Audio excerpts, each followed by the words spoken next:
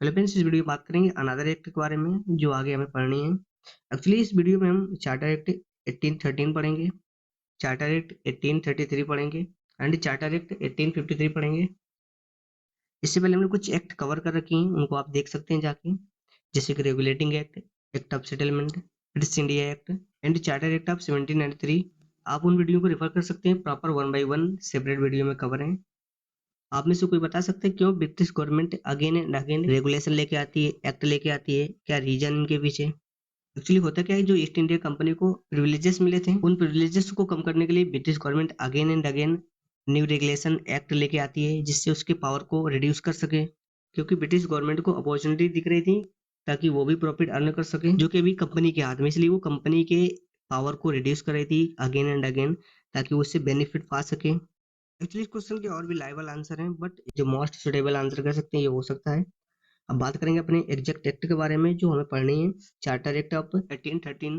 Actually इसमें governor general थे बंगाल के लॉर्ड हेस्टिंग्स। देखो, लॉर्ड हेस्टिंग्स और वेरेन हेस्टिंग्स दो डिफरेंट पर्सन है। वेरेन हेस्टिंग 1773 में बंगाल के गवर्नर थे, बट जो लॉर्ड हेस्टिंग है वो गवर्नर जनरल है बंगाल के 1813 में। सो ध्यान रखिए कि दोनों पर्सन डिफरेंट है, थोड़ा सा कंफ्यूजन क्रिएट हो जाता है, बट ध्यान रखिएगा आगे से।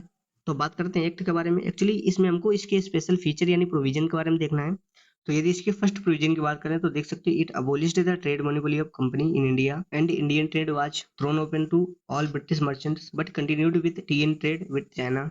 तो कहने का मतलब है, जो चार्टर एक्ट 1813 है उसका जो फर्स्ट प्रोविजन है वो ईस्ट इंडिया कंपनी के ट्रेड मोनोपोली को अबोलिश कर देता है, यानी समाप्त कर देता है, बट इंडियन ट्रेड को सभी ब्रिटिश मर्चेंट के लिए ओपन कर देता है। लेकिन अभी भी ईस्ट इंडिया कंपनी का टी ट्रेडिंग राइट बचा रहता है। साथ ही साथ वो अभी भी चाइना के साथ ट्रेड कर सकती है, यानी वो अभी टी का ट्रेड कर सकती है, चाय का, and also have the trading right with China. अब बात करेंगे सेकंड प्रोविजन के बारे में। It asserted sovereignty of the British crown over the companies territories in India.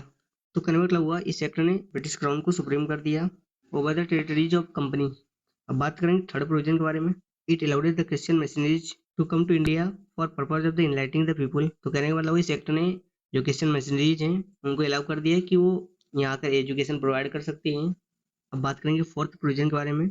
It provided for the spread of the western education among the inhabitants of the British territories in India. तो कहने का मतलब हुआ कि जो British position क्षेत्र था वहाँ के जो लोग थे उनमें वेस्टर्न एजुकेशन को स्प्रेड करने का काम किया। अब बात करेंगे फिफ्थ प्रोविजन के बारे में। It authorized the local government in India to impose taxes on person. They could also punish the person for not paying taxes.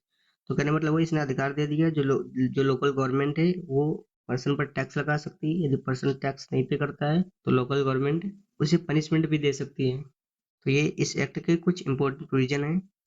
इस एक्ट में अगर हमको एक्चुअल में कुछ पढ़ने की जरूरत है तो इसका फर्स्ट प्रोविजन देख सकते हो, जिसने ईस्ट इंडिया कंपनी की ट्रेड मोनोपोली को फिनिश कर दिया, एंड अदर जिसने क्रिश्चियन मिशनरीज को इंडिया में आने के लिए अलाउ कर दिया। उसके बाद इस एक्ट ने लोकल गवर्नमेंट को ये पावर दे दी कि वो पर्सन पर टैक्स लगा दे, एंड जो पर्सन टैक्स पे नहीं करता उसको लोकल गवर्नमेंट पनिश भी कर सकती है। तो ये इसके कुछ इंपॉर्टेंट प्रोविजन थे। अब बात करेंगे अपने नेक्स्ट एक्ट के बारे में। बाकी चीज़ों को आप रिवाइज कर सकते हैं और दोबारा देख सकते हैं, बस आपको स्वाइप करने की जरूरत है। अब बात करेंगे चार्टर एक्ट ऑफ 1833।